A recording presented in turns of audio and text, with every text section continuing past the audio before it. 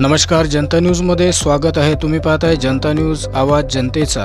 वाशिम जिल्ह्यातील मंगरुळपीर पोलीस स्टेशनच्या बाजूलाच 24 जूनच्या रात्रीला अज्ञात चोरांनी साई डेली नीड्स आणि मोहिनी प्रिंटिंग प्रेस या लघु व्यावसायिकांचे मागच्या बाजूने दुकान फोडून 7.5 ते 8 हजार रुपये कॅश चोरून नेली आहे।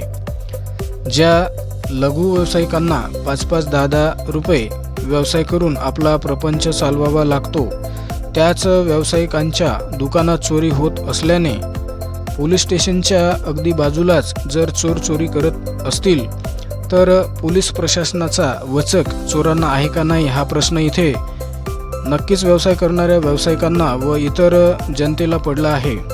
यापूर्वी पण अशा चोरीच्या घटना घडलेल्या आहेत।